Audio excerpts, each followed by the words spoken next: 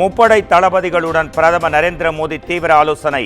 பாதுகாப்புத்துறை அமைச்சர் ராஜ்நாத் சிங், தேசிய பாதுகாப்பு ஆலோசகர் அஜித் தோவலும் ஆலோசனையில் பங்கேற்பு.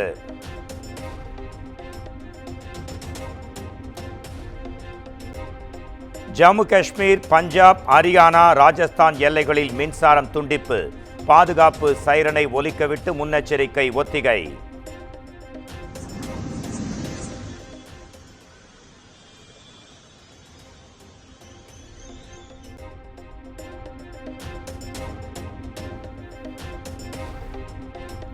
ஜம்மு காஷ்மீரின் எல்லையோர பகுதிகளில் பாகிஸ்தான் மீண்டும் ட்ரோன் மூலம் தாக்க முயற்சி. வான் பாதுகாப்பு அமைப்பு மூலம் ட்ரோன்களை தாக்கி அழித்த இந்திய ராணுவம்.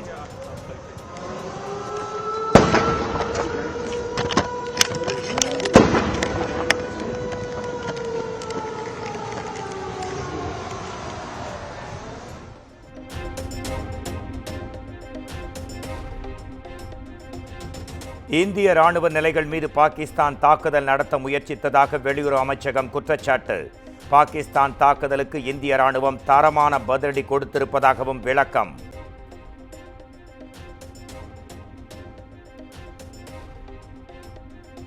இந்தியாவை நோக்கி பாகிஸ்தான் 400 ட்ரோன்களை ஏவின. அனைத்து ட்ரோன்களையும் ராணுவம் சுட்டு வீழ்த்தியதாக மத்திய அரசு விளக்கம்.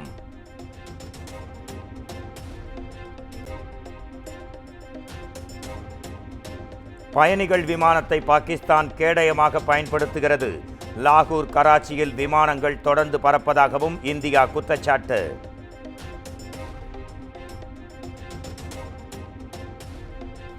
எல்லை கட்டுப்பாட்டு கோட்டு பகுதியில் பாகிஸ்தான் அத்துமீறி தாக்குதல். இந்தியாவின் பதிலடியால் பாகிஸ்தான் ராணுவத்திற்கு பலத்த சேதம் ஏற்பட்டிருப்பதாக மத்திய அரசு விளக்கம்.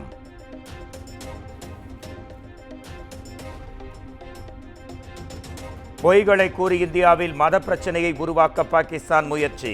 காஷ்மீரில் தேவாலயம் மீது பாகிஸ்தான் நடத்திய தாக்குதலில் 2 குழந்தைகள் பலியானதாக வெளியுறவு அமைச்சகம் விளக்கம்.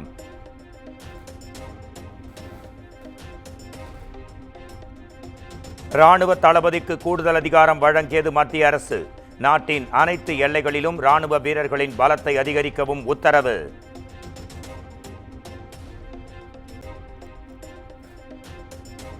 காஷ்மீர், பஞ்சாப், குஜராத் மாநில முதலமைச்சர்களுடன் பிரதமர் நரேந்திர மோடி தொலைபேசி வாயிலாக ஆலோசனை. பாகிஸ்தான் எல்லையில் பாதுகாப்பு நிலவரங்கள் குறித்து கேட்டறிந்ததாக தகவல்.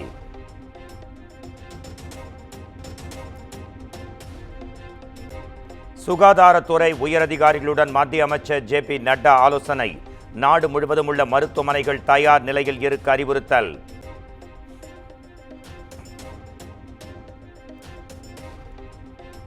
மருத்துவ காரணங்களுக்காக விடுமுறையில் உள்ளவர்களை தவிர அனைவரும் உடனடியாக பணிக்கு திரும்ப வேண்டும். வரவிருக்கும் சூழ்நிலையை கருத்தில் கொண்டு விதிமுறைகளை ரத்து செய்வதாக மத்திய சுகாதாரத்துறை அமைச்சகம் அதிரடி அறிவிப்பு.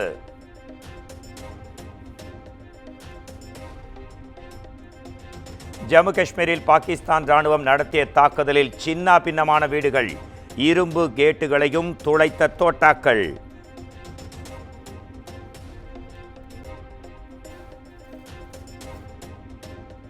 பாகிஸ்தான் தாக்குதலில் பள்ளிக்கூடங்களும் சேதம்.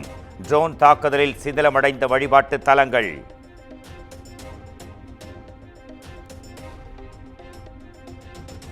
பாகிஸ்தான் ஏவுகணை தாக்குதலில் அதிர்ச்சி அளிக்கும் சிசிடிவி காட்சி. பயங்கர சத்தத்துடன் வெடித்து சிதறிய மிசைல்.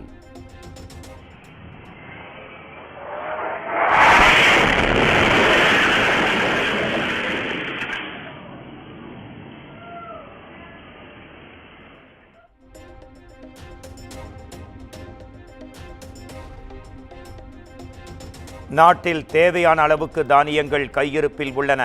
மக்கள் அச்சப்பட வேண்டாம் என மத்திய வேளாண் துறை அமைச்சர் சிவராஜ் சிங் சௌகான் விளக்கம்.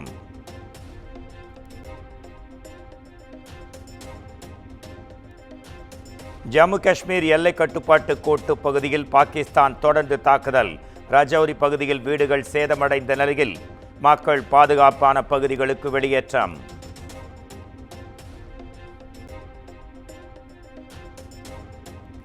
பஞ்சாப் மாநிலம் அம்ரித்சர் அருகே பாகிஸ்தான் ஏவுகணையில் இருந்து விழுந்த வெடிபொருள்.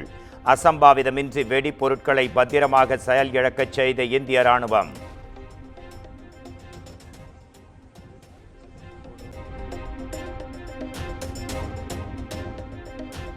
போர் பதற்றம் காரணமாக ஐபிஎல் கிரிக்கெட் தொடர் ஒரு வார காலத்திற்கு ஒத்திவைப்பு. மீண்டும் போட்டி தொடங்குவதற்கான தேதி பின்னர் அறிவிக்கப்படும் என பிசிசிஐ அறிவிப்பு.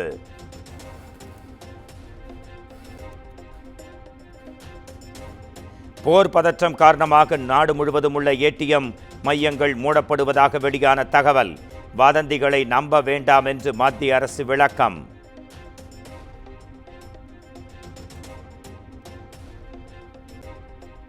நாடு முழுவதும் பெட்ரோல், டீசல், கேஸ் சிலிண்டர் தட்டுப்பாடு இருக்காது. போர் பதற்றச் சூழல் நிலவி வரும் சூழ்நிலையில் இந்தியன் ஆயில் நிறுவனம் விளக்கம்.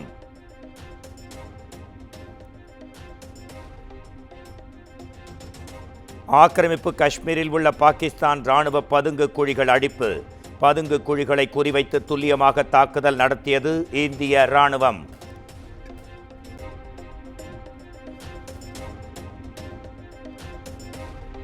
காஷ்மீரின் சம்பா பகுதியில் ஊடுருவ முயன்ற 7 தீவிரவாதிகள் சதி முறியடிக்கப்பட்டு 7 தீவிரவாதிகளும் சுட்டு படுகொலை செய்யப்பட்டதாக தகவல்.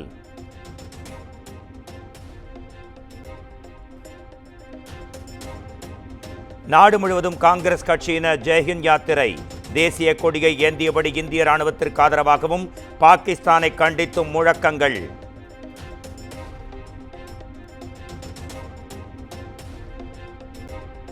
பாகிஸ்தானுக்கு எதிரான தாக்குதலில் இந்திய ராணுவ வீரர் முரளி நாயக் வீரமரணம். ஆந்திராவைச் சேர்ந்த ராணுவ வீரருக்கு மாநில முதலமைச்சர் சந்திரபாபு நாயுடு இரங்கல்.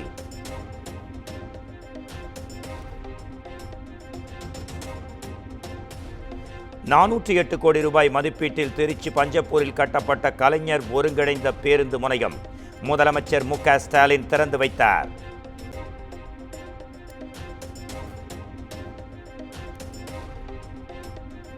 தமிழ்நாட்டின் வளர்ச்சி இனி ராக்கெட் வேகத்தில் இருக்கும் என முதலமைச்சர் உறுதி. இனி நாம் போகும் பாதை சிங்கப்பாதை என்றும் திருச்சியில் நடைபெற்ற அரசு விழாவில் பேச்சு.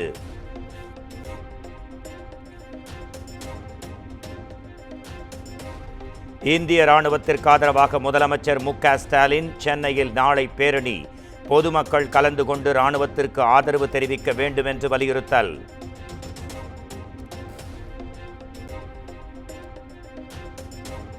தனது பிறந்த நாளை கொண்டாட வேண்டாம் என அதிமுகவினருக்கு இபிஎஸ் வலியுறுத்தல். ராணுவ வீரர்களுக்காக பிரார்த்தனை செய்யுங்கள் என எக்ஸ் தளத்தில் பதிவு.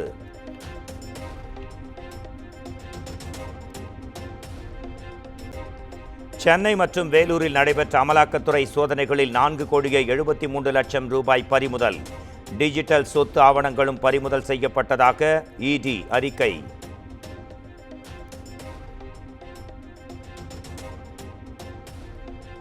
மாநில அரசு புதிய கல்விக் கொள்கையை செயல்படுத்தாதது மக்களின் அடிப்படை உரிமையை மீறும் செயல் அல்ல. பாஜகவைச் சேர்ந்த வழக்கறிஞர் தொடுத்த மனுவை தள்ளுபடி செய்தது உச்சநீதிமன்றம்.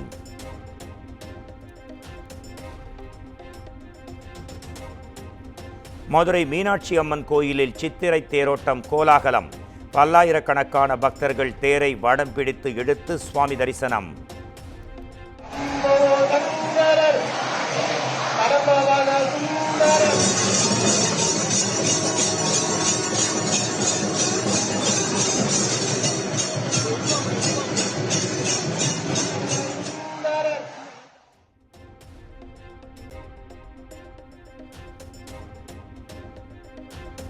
தமிழ்நாடு மற்றும் புதுச்சேரியில் மே மாதம் 14ஆம் தேதி வரை மிதமான மழை பெய்யும்.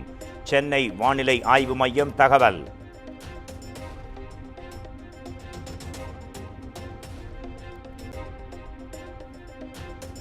நடிகர் கமல்ஹாசனின் தக் லைஃப் திரைப்படத்தின் இசை வெளியீட்டு விழா ஒத்திவைக்கப்படுவதாக படக்குழு அதிகாரப்பூர்வ அறிவிப்பு.